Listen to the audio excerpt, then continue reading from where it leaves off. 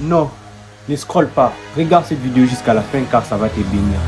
C'est le fils de la veuve de Naïn. La troisième résurrection, c'est Lazare. Mais les trois résurrections se font à trois endroits différents. Jésus a ressuscité la fille de Jairus à la maison.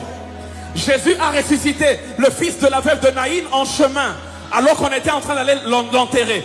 Et Jésus a ressuscité Lazare au tombeau, au cimetière. Ton problème peut être au niveau de la maison, niveau initial.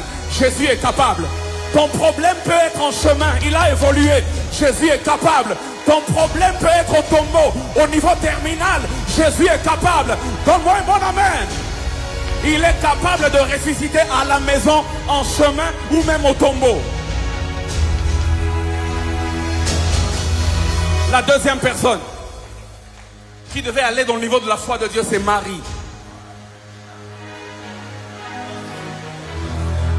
Donne-moi un amen.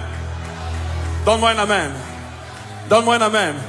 Je finis dans 2 minutes. Je finis dans 2 minutes. Je dis la deuxième personne, c'est Marie. Marie. Toutes les personnes, toutes les femmes avant Marie qui ont eu des enfants à l'époque de Jésus. Aujourd'hui, il peut y avoir une insémination artificielle. Mais à l'époque de Jésus, toutes les femmes qui ont eu des enfants, il fallait qu'il y ait rapport sexuel et que la semence soit déposée dans le ventre. Et ensuite, elles ont un enfant. Mais Dieu vient dire à Marie qui est une vierge. Et Marie elle-même dit, qui n'a jamais connu d'homme, que tu auras un enfant. Marie dit, comment cela... Alors que... Et ça là, comment? Marie, les autres femmes, quand je leur dis vous aurez des enfants, elles croient parce qu'elles savent que la méthode naturelle sera respectée et puis la semence sera déposée et j'aurai un enfant. Mais Marie, toi, quand je te dis de croire que tu auras un enfant, le Saint-Esprit viendra sur toi. L'ombre du Tout-Puissant te couvrira. Toi, ça, Mikolo, non? Toi, Mikolo, dedans. Moi, dans mon gazataire. Marie, excusez-moi, il n'y aura pas de pénétration extérieure. Par miracle, l'enfant se retrouvera directement dans ton ventre. Mais qui est capable d'entrer dans une pièce sans passer par la porte?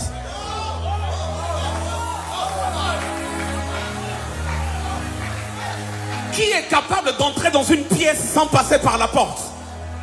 La Bible déclare le jour où Jésus est revenu à la vie, les disciples étaient dans une chambre, la porte était fermée, mais quand ils se sont retournés, ils ont vu Jésus là-bas. De la même manière dans le ventre de Marie, la porte était fermée, mais Jésus s'est retrouvé dedans. Donne-moi un amen de gloire. Je suis venu dire à quelqu'un en ce jour, aie la foi de Dieu. Et quand tu as la promesse et que tu as la foi, alors tu peux prendre le risque. Je répète, quand tu as la promesse et que tu as la foi, alors tu peux prendre les risques. Les bénéfices du risque. Celui qui prend le risque, Dieu fait de lui un pionnier. Dieu fait de lui une source de bénédiction. Dieu lui donne des miracles quotidiens dans sa vie. Mais il y a deux bases. Il y a la promesse, il y a la foi. Dis avec moi la promesse. Dis encore la promesse. Dis une troisième fois la promesse. Maintenant dis une première fois la foi. Dis une deuxième fois la foi. Dis une troisième fois la foi. Commence à acclamer le Seigneur très fort.